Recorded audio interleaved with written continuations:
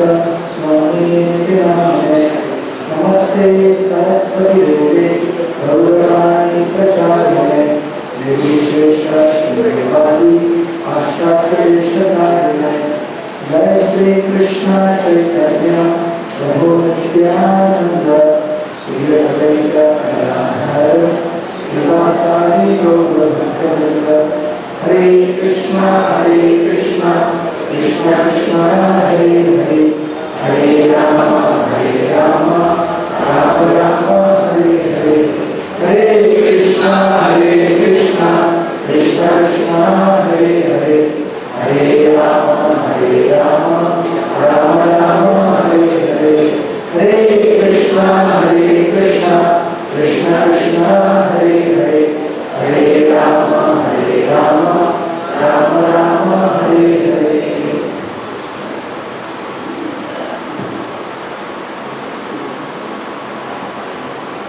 हरे कृष्ण आप सभी का स्वागत है हमारे साप्ताहिक सायंकाल के सत्संग में।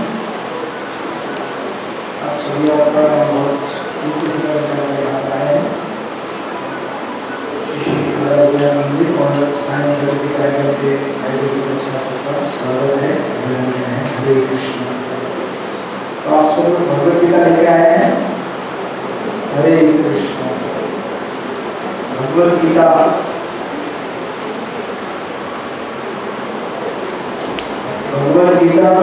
दशे है दशमों रखे घर पे, उसको यहाँ पे लेके आइए हर मंगलवार को।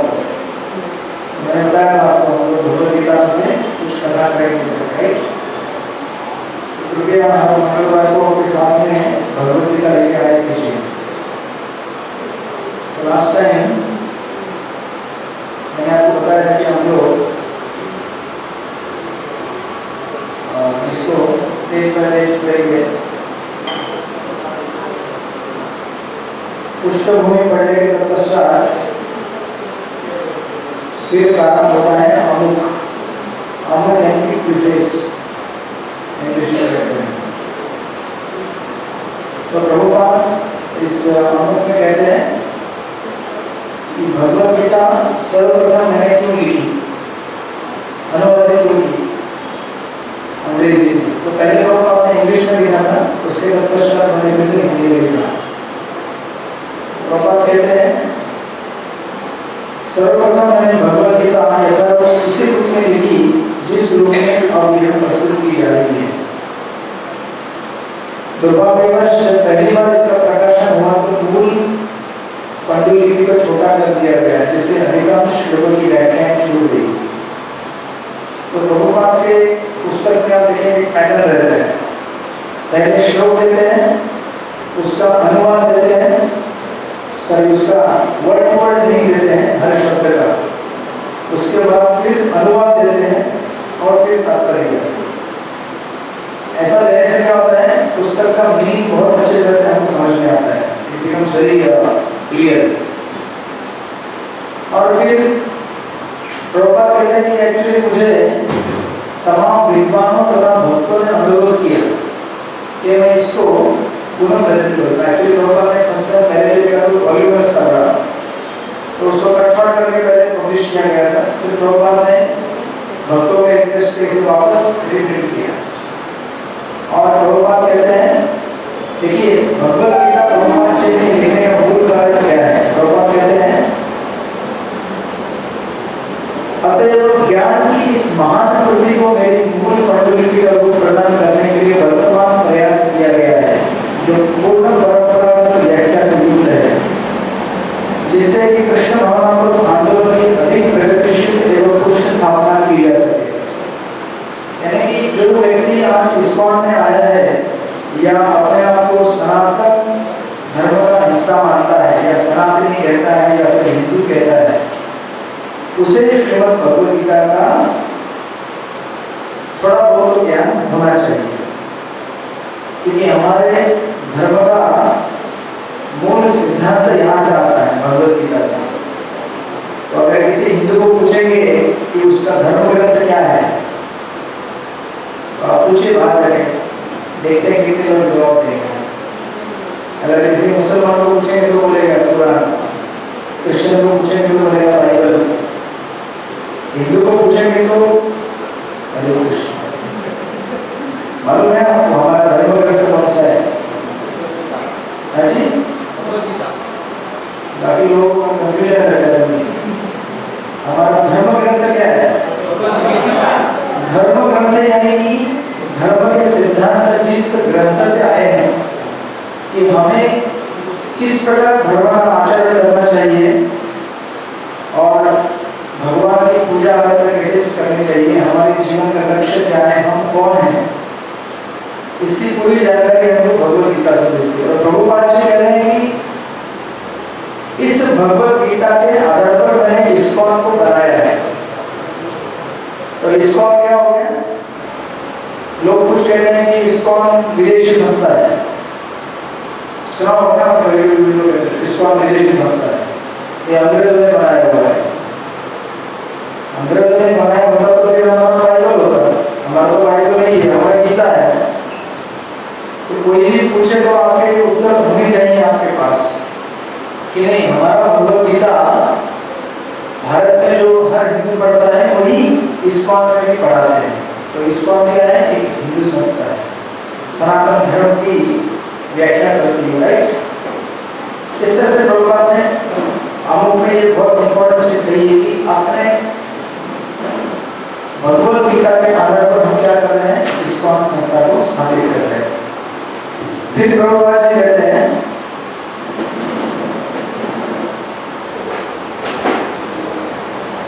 हमारा कृष्ण भावनात्मक आंदोलन मौलिक ऐतिहासिक दृष्टि से प्रामाणिक, सहज तथा दिव्य है, क्योंकि यह भगवत गीता यथार्थ पर आधारित है, राइट।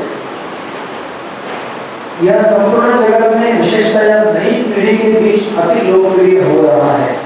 और देखेंगे इस्कॉन में ज्यादातर नौजवान लोग आते हैं, बराबर है। और अगर आप कुछ ट्रेडिशनल सत्संग प्रोग्राम देखने जाएंगे तो वहाँ के सब बूढ़े लोग रहते हैं, तो इसमें कोई प्रॉब्लम नहीं है, अच्छी बात है।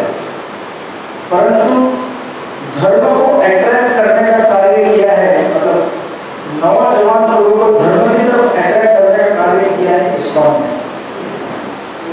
नहीं तो आज भारत में अधिकांश जो सत्संग कार्यक्रम होते हैं प्राय ज्यादा या तो माताएं रहेंगी, क्योंकि प्रभु को टाइम मिलता नहीं, ऐसा बोलते हो, और माताएं बोलती है कि हमको थोड़ा टाइम मिलता है, देखने के लिए क्या है अभी ये दरवाजा खोल सकते हो, दरवाजा थोड़ा आवाज रिसाउंड होता है, आ जाएगा आवाज। हरे कृष्ण, इसे गुफा जैसे लगता है, थोड़ा नेचुरल लगेगा, थोड़ा खोल दीजिए, हवा भी आएगा अच्छा सा, बड़े बड़े मच्छर भी आ जाएंगे, वो भी कथा सुन लेंगे बैठ कर। अच्छा नहीं काटता कैसे आप लोग, है ना? अच्छा ऐसा लाइट है, अच्छा अंधेरे में बैठते हैं। हाँ जी, मच्छर सुबह बोल रहे हैं, बड़ों को करके आते हैं आप लोग। तो प्रभुपाद कह रहे हैं प्रौढ़ इसमें इतनी रुचि दिखा रहे हैं कि हमारे शिष्यों के पिता तथा पितामह हमारे संघ के आजीवन सदस्य बनकर हमारा उत्साह वर्धन कर रहे हैं। आपको पता है इस्कॉन में बच्चे तो आते ही हैं, लेकिन साथ में अपने माता पिता को भी लेके आते हैं। अगर बच्चे हमारे घर में जाए तो पहला माता पिता को होता है। मुझे पितृपक्ष में चालू है, आज का कार्यक्रम आपके पितरों के समय हरे कृष्ण, जो भी कथा कार्यक्रम होगा उसका सारा पुण्य जितने भी हमारे यहाँ पितर है उनको प्राप्त हो इस मंगलवार का, क्योंकि रविवार तो अंतिम है। तो एक हमारा कार्यक्रम जो सत्संग हो रहा है आज का, उसका सारा पुण्य आध्यात्मिक शरीर को मिले, ताकि आप लोगों को भी आध्यात्मिक कुछ उनको देने का लाभ मिलेगा। लॉस एंजलिस में अनेक माताएं तथा पिता मेरे पास यह कृतज्ञता व्यक्त करने आते हैं कि मैं सारे विश्व में कृष्ण भावनात्मक आंदोलन की अगुवाई कर रहा हूँ। आपको पता है गिरिराज स्वामी महाराज ये बहुत बड़े धनी व्यक्ति के पुत्र थे। तो ये जब हरे कृष्ण में आ गए और ब्रह्मचारी बन गए तो उनके पिता इनके पास आए थे प्रभुपाद के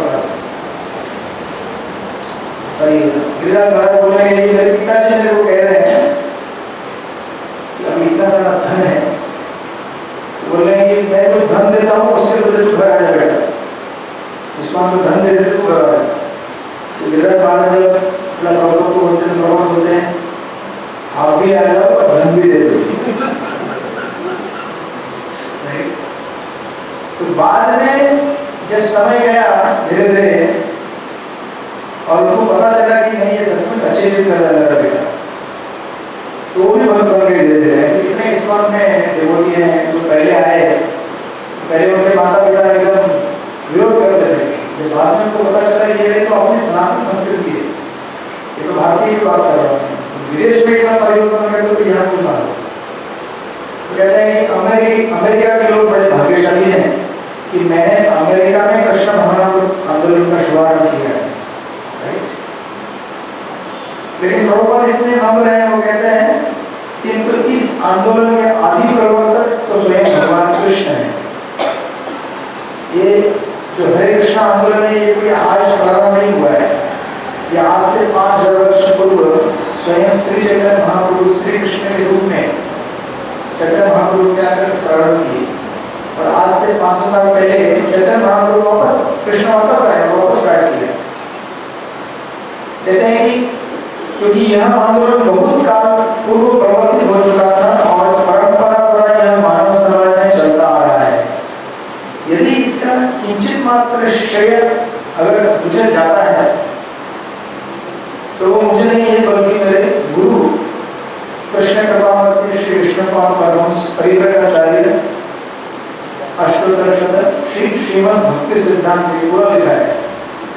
भक्ति सिद्धांत गोस्वामी महाराज प्रभुपाद का है, तो अपने गुरु को श्रेय दे रहे, लेकिन कोई बोलेगा नहीं प्रभुपाद आपने लिखा है गीता, आपने इतना मेहनत किया, तो प्रभुपाद बोलते हैं ठीक है, यदि अगर मेरा कुछ श्रेय है तो इतना बस इतना है कि मैंने बिना किसी मिलावट के भगवद गीता को यथार्थ में प्रस्तुत करने का प्रयास किया है, और वो सबसे बड़ी बात है एक्चुअली। प्रभुपाद जी ने हमें जो भगवद गीता दिया बिना किसी मिलावट के, बिना किसी एडल्ट्रेशन के, मराठी में एक शब्द है भेसळ, भेसळ। अगर आप मार्केट में अगर मिर्ची पाउडर खरीदने जाए, तो हमने स्कूल में पढ़ा था, अभी मुझे मालूम नहीं क्या है, वो बोलते हैं वो घोड़े का जो रिश्ता रहता है उसका पाउडर सुखा कर डालते हैं। और अगर आप चावल खरीदने जाते हैं तो उसमें बहुत सारे कंकड़ आपको मिलते हैं, क्यों मिलते हैं? हरे कृष्ण। एकादशी में आप लोग हल्दी का प्रयोग नहीं करते, मालूम है क्या? क्यों मालूम है आपको? आजकल मालूम रहेगा ना आपको। एकादशी में एक्चुअली हल्दी का प्रयोग किया जा सकता है अगर वो नेचुरली लाई हो तो। अगर मार्केट की हल्दी है तो उसका प्रयोग नहीं किया जा सकता, क्यों? क्योंकि उसमें आटा डालते हो, आटा, ताकि हल्दी का क्वांटिटी बढ़ेगा। हल्दी तो ऐसे स्ट्रॉन्ग पीला रहता है, आप आटा डालेंगे तो और पीला होगा, ऐसा लगता है कि बहुत सारा हल्दी लेके आ जाते हैं, इसलिए हल्दी का प्रयोग नहीं किया जाता। तो ऐसी कितनी सारी चीजें संसार में देखेंगे जिसमें लोग एडल्ट्रेशन करते हैं, राइट। और भारत में ऐसे कितने भाष्यकार रोके गए हैं गीता के ऊपर। तो आपके वीर सावरकर कहते थे गीता से हिंसा होनी चाहिए, गांधी जी कहते थे अहिंसा होनी चाहिए, बराबर है? गांधी जी का हिंसा से होना चाहिए, वो हिंसा से मर गए, जरा सोचिए। तो प्रभुपाद कहे ना हिंसा ना अहिंसा, जो जहाँ जैसे आवश्यक है वैसे। अगर हिंसा की जरूरत पड़ी धर्म की स्थापना करने के लिए तो हम हिंसा करेंगे। तो आप देखेंगे जब कौरव और पांडव की जब युद्ध भूमि में एकत्रित होते लोग देखेंगे, कुछ समय बाद प्रसंग आएगा वो, तो कौरव पांडवों के साइड से धृष्टद्युम्न बोलते हैं, धृष्टद्युम्न, कि हम युद्ध का नियम तोड़ेंगे नहीं, लेकिन अगर आपने युद्ध का नियम तोड़ा तो हम लोग तथाकथित आदर्शवादी बनकर बैठेंगे, नहीं आपने तोड़ा तो क्या होगा, हम भी तोड़ेंगे नहीं, ऐसा नहीं होगा। आप एक गाल पे मार दो तो हम बोलेंगे इधर और दूसरे गाल पे मार दो। हरे कृष्ण। हम लोग ऐसे आदर्शवादी नहीं है। अगर जरूरत पड़े तो हम हथियार उठाएंगे और पाप आपका समूल विनाश कर देंगे। और आपको पता है कौरवों के साइड से चीटिंग ज्यादा होता है, पहले स्टार्ट उधर से होता है, राइट। अभिमन्यु का वध किस तरह से हुआ था आपको मालूम है? महाभारत 6 महारथी एक साथ 16 साल में बालक के ऊपर, तो ऐसे अनेक चीजें हैं। तो प्रभुपाद कहते हैं कि मेरा अगर श्रेय कुछ है, बिना किसी अडल्टरेशन के मैंने भगवत गीता को प्रस्तुत किया है, और ये सबसे बड़ी बात है। इसीलिए भगवत गीता इसको नाम दिया है इंग्लिश में एज इट इज, हिंदी में यथावत, मराठी में दशीय घर में सब प्रतीक है, यहाँ लेके आइएगा आप साथ में। इसका पावर इतना इसलिए है क्योंकि ये परंपरा को प्रेजेंट करती है, जो संदेश कृष्ण ने दिया उसको एज इट इज प्रेजेंट किया गया है, राइट। संदेश को जैसा है वैसे का वैसा देना बहुत बड़ी बात होती है, राइट। इसलिए प्रभुपाद कहते हैं कि ये श्रेय है, राइट। अगर मेरा कुछ श्रेय है, जो कि सबसे बड़ी बात है, राइट। और गीता को समझने के लिए हमें प्रभुपाद कहते हैं कि किसी भक्त के माध्यम से समझनी चाहिए, राइट। हमारा कार्य तो कृष्ण की इच्छा को प्रस्तुत करता है, न किसी राजनीतिक, दार्शनिक या विज्ञान की सांसारिक इच्छा को, क्योंकि इतने चाहे कितना ही ज्ञान पूर्ण हो, कृष्ण विषय ज्ञान रक्षा मात्र नहीं पाया जाता। फिर आगे एक पॉइंट को हम देखते हैं कि एक्चुअली गीता का महत्व क्या है? कहते हैं मानव समाज में कृष्ण भावनात्मक आंदोलन अनिवार्य है, क्योंकि यह जीवन की चरम स्थिति प्रदान करने वाला है। ऐसा क्यों? इसकी पूरी व्याख्या भगवद्गीता में हुई है। दुर्भाग्यवश संसार के झगड़ालू व्यक्तियों ने अपनी आसुरी लालसाओं को अग्रसर करने तथा लोगों के जीवन को सिद्धांतों को ठीक से न समझ देने में भगवद्गीता से लाभ नहीं उठाया है, लाभ उठाया है लोगों को भगवद्गीता के माध्यम से। और प्रभुपाद कहते हैं प्रत्येक व्यक्ति को जानना चाहिए कि ईश्वर या कृष्ण कितने महान है और जीवन की वास्तविक स्थितियां क्या है। और प्रभुपाद एक पॉइंट यहाँ पे कंक्लूड करते हैं अमुक में, कहते हैं कि ये गीता का सबसे इम्पोर्टेंट पॉइंट है, इसको बिगिनिंग से समझना जरूरी है हमारे लिए। कहते हैं इस कलयुग में सामान्य जनता कृष्ण की बहिरंग शक्ति द्वारा मोहित है। बहिरंग शक्ति मतलब माया, हम लोग संसार में माया से मोहित है, वो माया से, राइट। और हमें ऐसा लगता है कि भौतिक सुविधाओं की प्रगति से हर व्यक्ति सुखी बन सकेगा। हमको ऐसा लग रहा है पूरा गाड़ी चल जाएगा, एयर कंडीशन चलेगा, प्लेन चलेंगे और सब कुछ डिजिटल हो जाएगा, तो जीवन में सुख शांति रहेगी।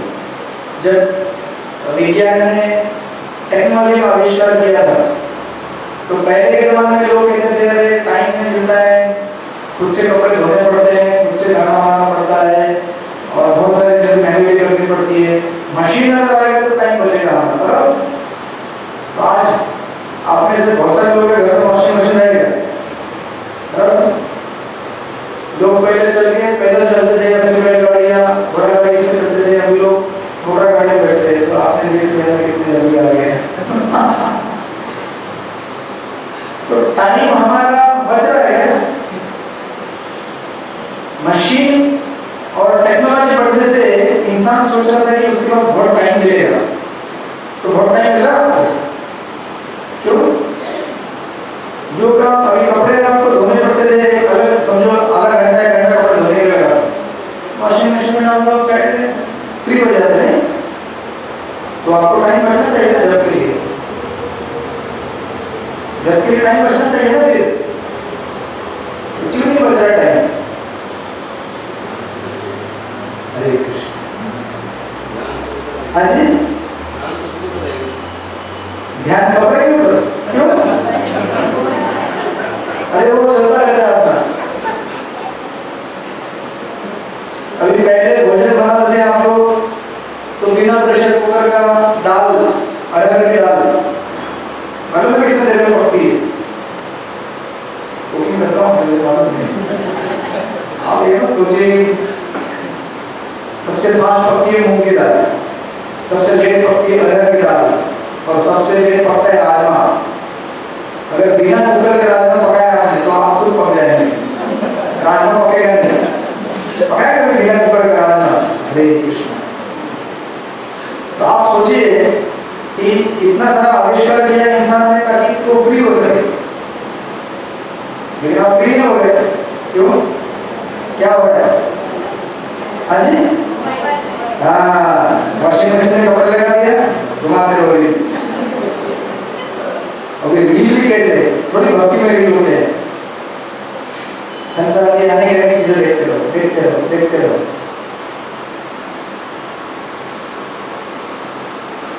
तो इसलिए प्रभुपाद लिख रहे हैं कि भौतिक सुविधाओं की प्रगति से हर व्यक्ति सुखी बन सकेगा, ये बहुत बड़ा क्या है?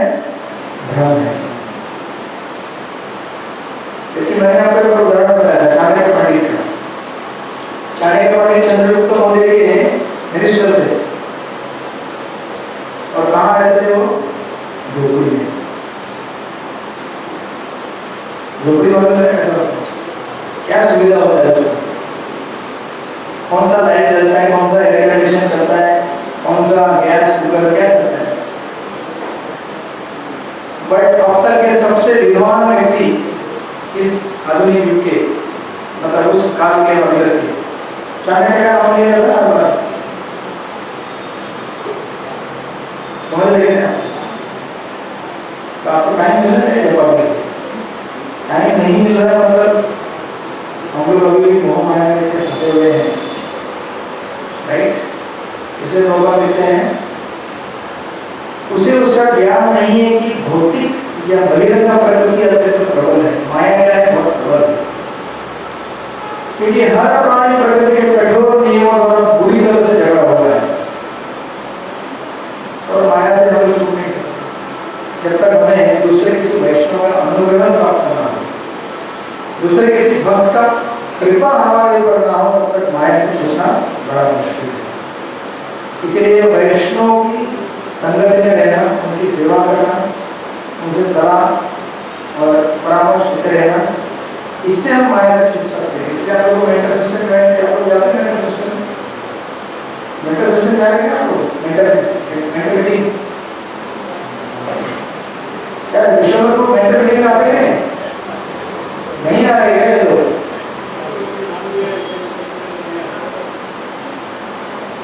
तभी तो जपा नहीं होता है। आप ये मत सोचिए मंगलवार को आएंगे आधे घंटे में क्या आपको क्या सिखाऊंगा आधे घंटे मेंटर इसलिए होते हैं ताकि आपको ट्रेनिंग दे। जपान मेंटर में जाइए मीटिंग में, और अभी वापस नया आपको स्टार्ट करना पड़ेगा जो बच्चे निकले लोग। हर कोई मेंटर सिस्टम में होना चाहिए यहाँ पे जितने भी लोग आए, नहीं तो जपान नहीं होगा, मोह माया से मुक्ति नहीं होगी संसार से। तो इसलिए प्रॉपर आप लिखते हैं इंपॉर्टेंट चीजें इसमें अमुक में कहते हैं सौभाग्यवश जीव भगवान का अंश रूप है, अतएव उसका सहज कार्य है भगवान की सेवा करना। मोहवश मनुष्य विभिन्न प्रकारों से अपनी इंद्रिय तृप्ति करके सुखी बनना चाहता है, किंतु इससे वह कभी भी सुखी नहीं हो सकता। अब देखिए प्रभुपाद का मेन पंचलाइन, अपनी भौतिक इंद्रियों को तुष्ट करने के बजाय उसे भगवान की इंद्रियों को तुष्ट करने का प्रयास करना चाहिए। यह जीवन की सर्वोच्च सिद्धि है। भगवान यही चाहते हैं और इसी की अपेक्षा रखते हैं। भगवद गीता के इस केंद्र बिंदु को मनुष्य को समझना होगा। हमारा कृष्ण भगवान आंदोलन पूरे विश्व में इसी केंद्र बिंदु की शिक्षा देता है। तो गीता का केंद्र बिंदु क्या है? भगवद गीता का केंद्र बिंदु क्या है? भगवद गीता का मुख्य संदेश क्या है?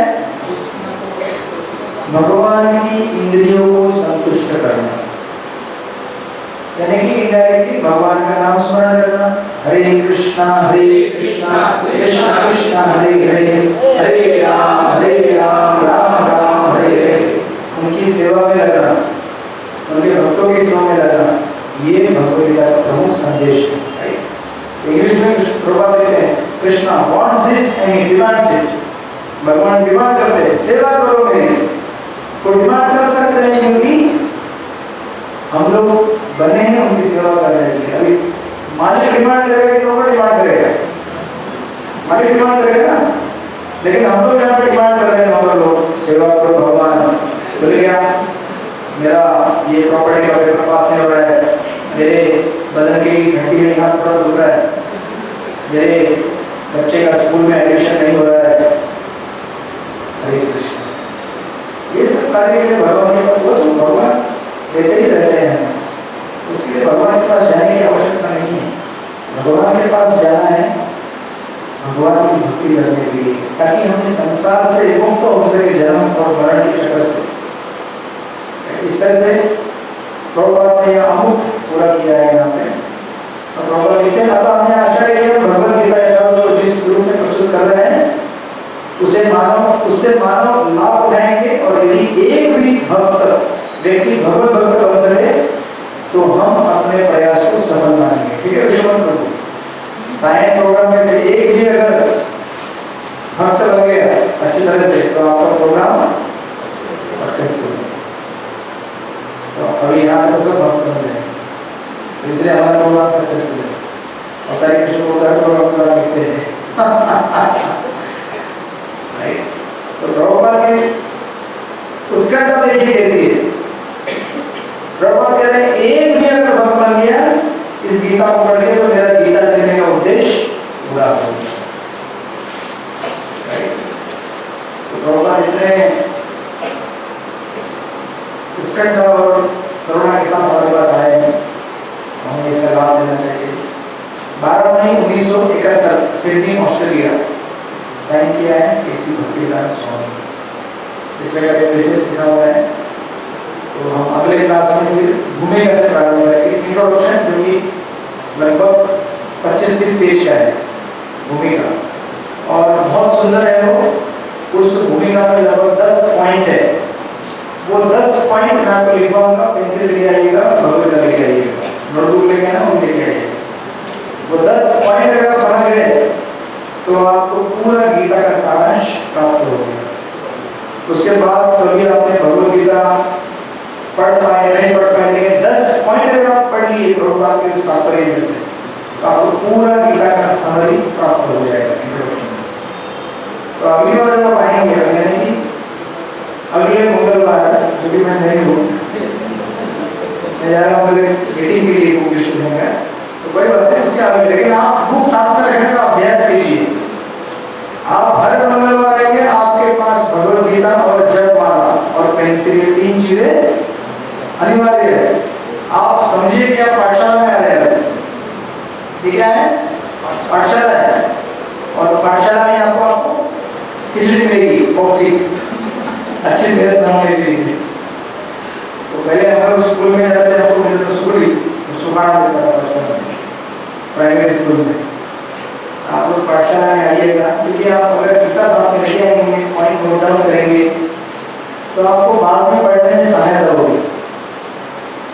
लेकिन प्रॉपर भक्ति शास्त्री कोर्स जैसा पढ़ते हैं डिटेल में लोग, तो उतना नहीं पढ़ रहे हैं, और एटलीस्ट आप कुछ मेन पॉइंट्स लिखेंगे। और प्रभुपाद का इंट्रोडक्शन इतना जबरदस्त है, 10 पॉइंट में मतलब आपको पूरा वैदिक शास्त्रों का समरी मिलेगा, point by point, 10 points, that's it, पूरा गीता का और वेदों का सारांश।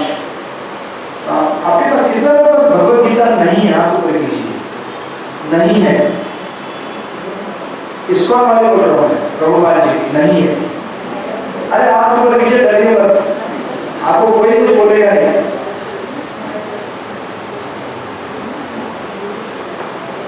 एक, दो, तीन, चार, 5, 6 लोग। सब लोग हिंदी पढ़ते हैं कि मराठी पढ़ते हैं? मराठी। 6 लोग, 7 लोग। आपके पास नहीं है ना? हाँ, जो लैंग्वेज में लेके आइए, गुजराती, मराठी। जिन लोगों के पास 6 लोग नहीं है, मुझे व्हाट्सएप कीजिए, मैं आपको दिला दूंगा, ठीक है? लेकिन भगवद गीता आपके पास होनी चाहिए। हाँ जी, हाँ, इधर अभी बिना कूपन की एंट्री नहीं है ना, इधर प्रसाद नहीं देते हैं ना आपको, बिना गीता का प्रसाद नहीं मिलेगा। साथ में टोकन के साथ आपको गीता भी चाहिए। गीता नहीं रहेगा तो सिर्फ हरे कृष्ण। आप लोग मतलब आपको वजन होता है क्या? बहुत वजन होता है। अरे ये वजन उठाओगे दिमाग का वजन हल्का हो जाएगा। ये वजन उठाना सीखो। ये 2 वजन होते हैं हमारे पास, भगवद गीता और वीर बैग। ये वजन हमें उठाना चाहिए। तो इधर जो भारी हो गया ना हल्का हो जाएगा। तो इस तरह से तो ये है भगवद गीता। कुछ शायद रामायण की हम लीला सुनते हैं कथा। तो मैंने आपको लास्ट टाइम बताया था कि भगवान राम का राज्याभिषेक होने जा रहा है और दशरथ महाराज अपनी प्रजा को एड्रेस कर रहे हैं। बराबर है? स्टोरी आपके लोग रिलैक्स हो जाते हैं। स्टोरी सुना आपको, फिलोसॉफी हो गई। तो आपको याद रहेगा कि दशरथ महाराज एकदम चिंता में थे और सोच रहे थे कि मेरी प्रजा राम को स्वीकार करेगी नहीं करेगी, राइट? और दशरथ महाराज ने कहा था कि अभी मैं थोड़ा विश्राम करना चाहता हूँ। इन द सेंस कि उन्होंने कहा था now I am weary, old age has decayed my strength and rendered me unfit to fulfill the demands of the royal crown. जैसे व्यक्ति अगर शरीर से कमजोर हो जाए तो फिर युद्ध नहीं कर सकता, या फिर उसके विचार करने की शक्ति थोड़ी कम हो जाती है, राइट? तो कह रहे हैं कि अभी मेरा समय पूरा हो गया है। जिस प्रकार बदलते हुए सीजन को कोई चेंज नहीं कर सकता है, उस प्रकार मेरा जो बुढ़ापा है उसे मैं रिवर्स नहीं कर सकता हूँ। मैं बुढ़ा हो गया और ये सत्य मुझे मानना पड़ेगा और मुझे राजगद्दी सौंपनी पड़ेगी। और वो कहते हैं आज तक मैंने बाहर के शत्रुओं को मारा है, बराबर, लेकिन अभी मैं अंदर के शत्रुओं को मारना चाहता हूँ। अंदर के शत्रु कौन है? कौन है? काम, क्रोध, लोभ, मोह, मद, आसक्ति, राइट? षड्रिपु बोलते हैं। Lust, greed, anger, envy, illusion, madness, pride. तो बोलते हैं कि देखो भाई, मेरा नाम था दशरथ क्योंकि मेरा रथ 10 दिशा में घूम सकता था, राइट? और 10 शत्रुओं को एक साथ परास्त कर सकता था। और राजा को महाराजा कहा जाता है, राजा को महाराज कहा जाता है, और एक सन्यासी को भी महाराज कहा जाता है, बराबर? तो कहते हैं एक राजा को महाराज कहते हैं, जिस प्रकार एक वैरागी या फिर एक सन्यासी को। क्यों? तो कहते हैं क्योंकि सन्यासी एक महाराज होता है क्योंकि वो भी लड़ाई करता है। एक सन्यासी या फिर कोई वैरागी या फिर कोई भक्त, हम सब लोग क्या है? महाराज है। ऐसा इसीलिए कहा जाता है कि हम लोग लड़ाई लड़ रहे हैं। इसके साथ लड़ाई लड़ रहे हैं ना, हम लोग नहीं लड़ रहे क्या? प्रियंका माता जी लड़ाई लड़ रहे हैं हम लोग। प्रियंका माता जी लड़ाई लड़ रही है। हरे कृष्णा कृष्णा कृष्णा हरे हरे, हरे राम राम राम हरे हरे। तो हमारी लड़ाई प्रमुखता हमारे मन के साथ है, और ये लड़ाई बहुत जबरदस्त है, भयानक है। इस लड़ाई को आज तक बड़े बड़े संसार के बड़े बड़े योद्धा भी नहीं जीत पाए। तो इतिहास में बड़े बड़े योद्धा हो गए हैं, रावण, हिरण्यकशिपु, आधुनिक काल में हिटलर, मुसोलिनी, रिसेंट टाइम में बहुत सारे नाम नहीं लूंगा, आप सबको पता है। तो बेचारे दिन भर लड़ते रहते हैं मन के साथ, लेकिन जीत नहीं पाते।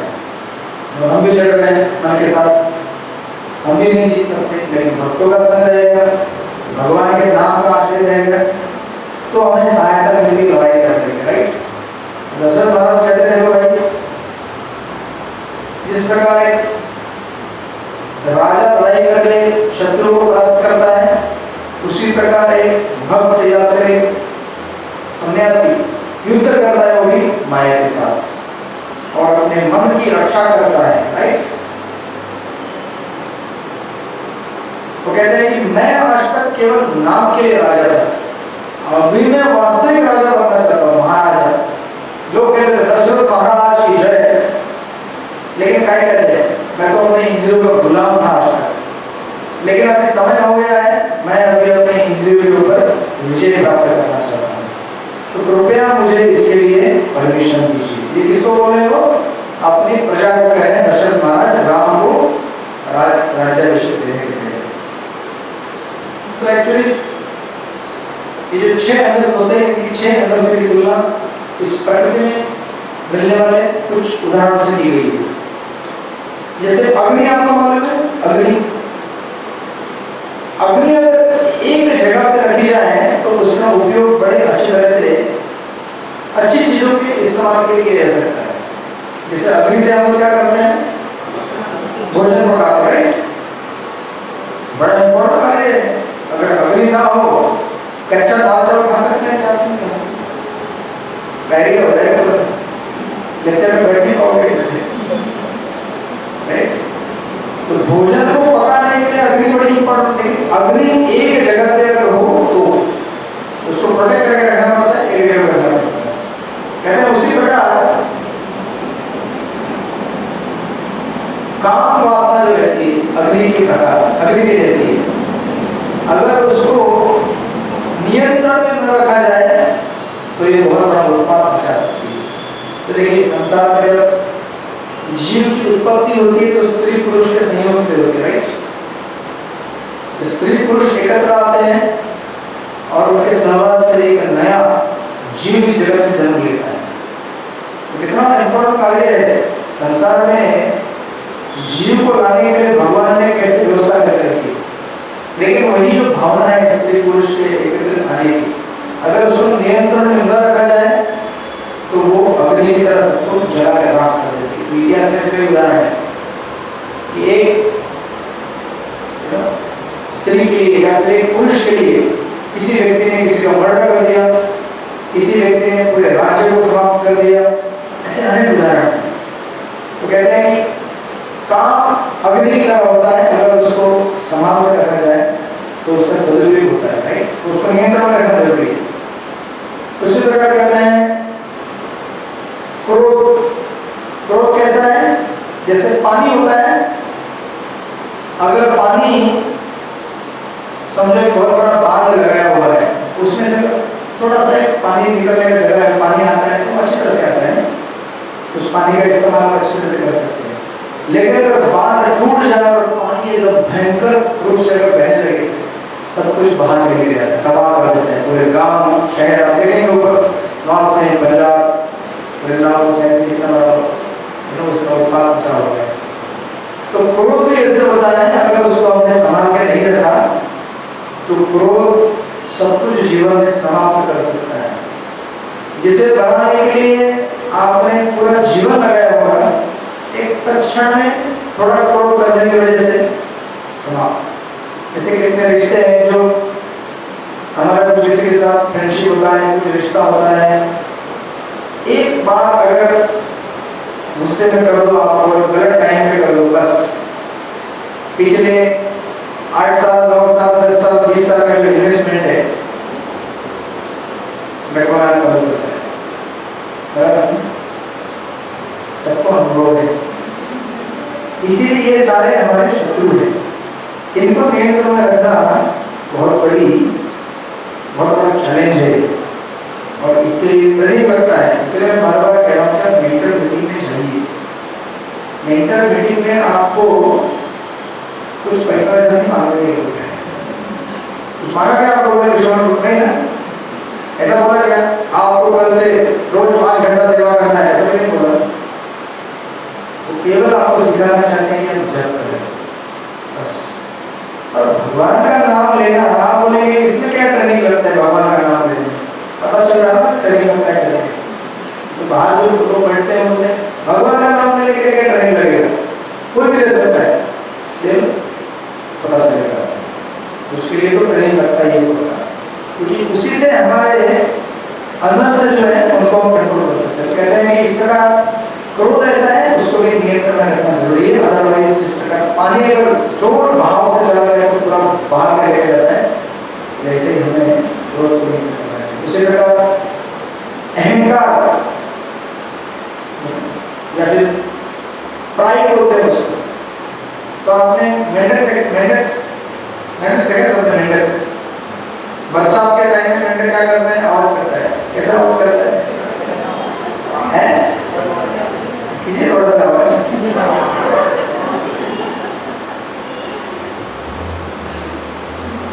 मैंने बताना समझ में अच्छा आवाज करते हैं, मैं नकल नहीं करता हूँ कभी। हरे कृष्ण। एक बार हमारे वहाँ को एक बार कुछ किसी प्रोग्राम में किसी गाय का आवाज निकाल रहे थे। लेक्चर के बाद किसी ने पूछा कि ये गाय थी या कौन था? बोले ना बॉम्बे वाले गाय थे। बॉम्बे वाले गाय का आवाज अलग होता है। तो मेंढक क्या करता है? वो आवाज निकालता है। स्पेशली अगर आप जाएंगे थोड़ा सिटी के आउटस्कर्ट्स में, जहाँ पे गीला पेड़ पौधे पानी रहता है, आवाज करता है वो। और उसको लगता है कि वाह मैं कितना अच्छा आवाज निकालता हूँ। लेकिन आपको पता रहेगा, ये आपने उदाहरण सुना होगा, ये उपदेशामृत में भी एक प्रोफेसर के कि ऐसा आवाज निकालने से क्या होता है? क्या होता है ऐसा आवाज निकालने से? मतलब आपने सुना नहीं है मेंढक का आवाज को,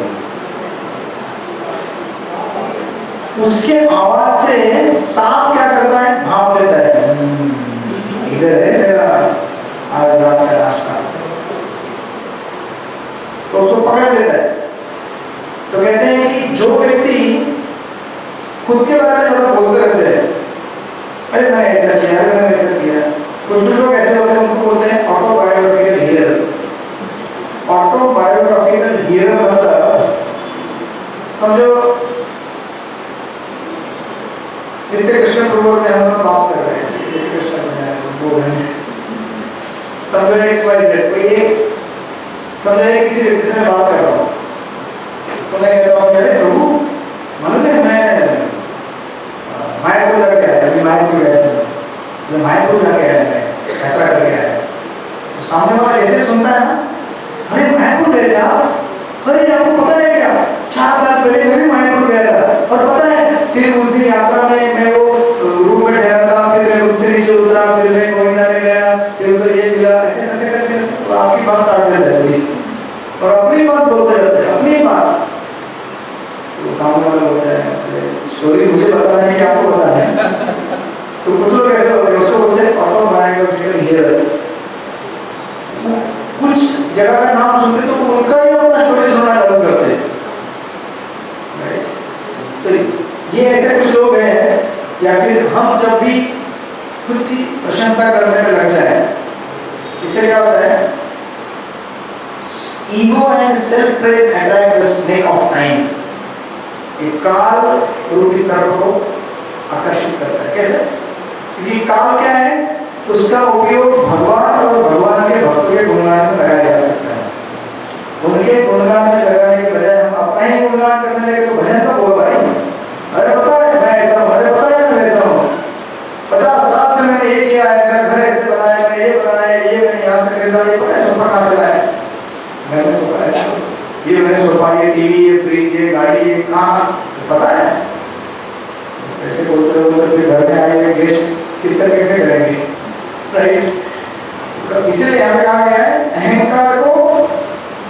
अच्छा, इसको कैसे करना चाहिए कंट्रोल? नम्रता से। अहंकार को कंट्रोल किया जाता है नम्रता से, राइट? 3 चीजें हो गई। एक मैंने बताया काम अग्नि के समान है, उसको कंट्रोल करना चाहिए। क्रोध पानी के समान है, उसको भी कंट्रोल करना चाहिए। और अहंकार, इसको कंट्रोल करने का तरीका क्या है? नम्रता। ज्यादा अपने बारे में मत बोलो, ज्यादा भगवान के बारे में बोलो, ज्यादा भक्तों के बारे में बोलो, राइट?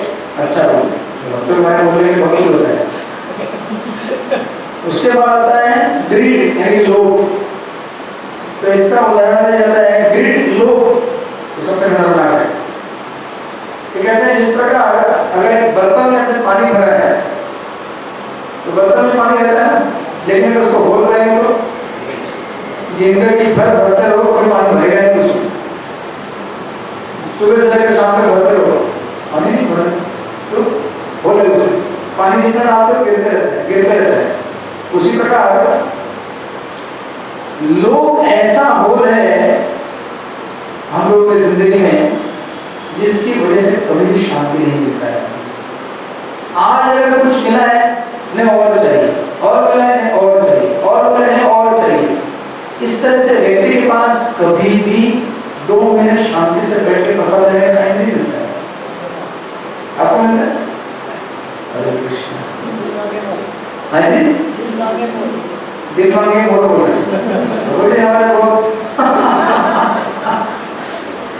आप प्रभु जी की ओर बोल जाइए, वो अभी जवान 16 साल के जवान है। एक्चुअली उनको प्रवचन देना चाहिए, मैं तो केवल उनके उद्देश्य में बैठा हूँ यहाँ। तो आप जरा सोचिए, जिस बर्तन में होल हो उसमें कितना भी डालिए गिरता ही रहता है। उसी प्रकार जिस व्यक्ति के जीवन में संतुष्टि नहीं है, लोभ है, उसको कितना भी दो, जो भी आनंद आता है वो बह के जाता है, वो कभी सुखी नहीं हो सकता, संतुष्ट नहीं उसके पास। तो उसको कैसे कंट्रोल करेंगे? सेटिस्फैक्शन, समाधान, भाई इतना मिल गया बस।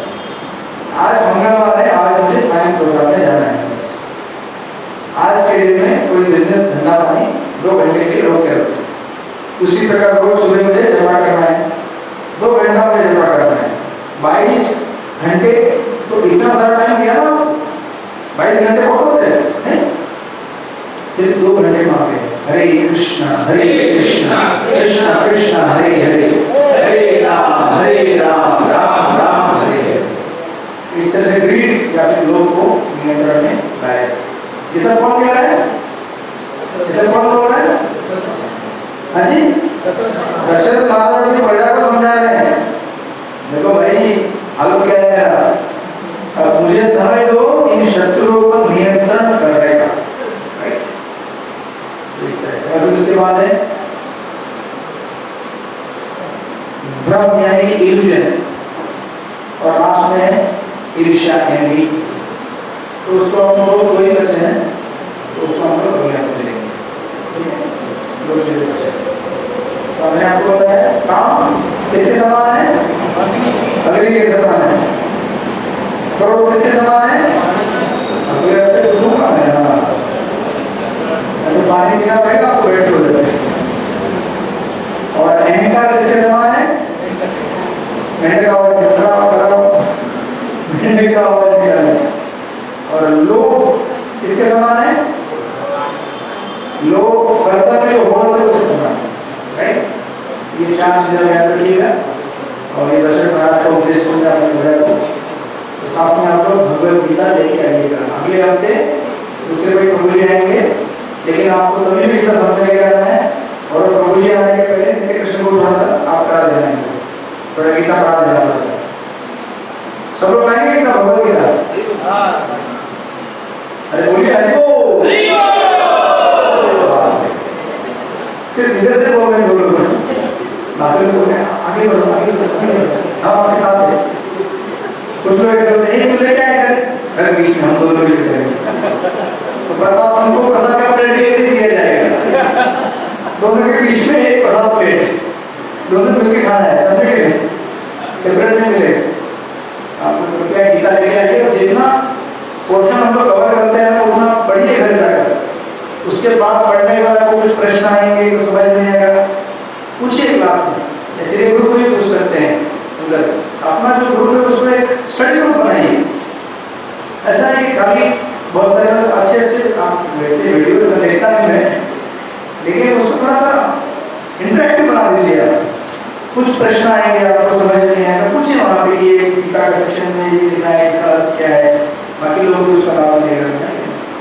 तो ऐसा लगना चाहिए कि हम लोग एक सत्संग रूप से पढ़ाई कर रहे हैं, अभ्यास कर रहे हैं।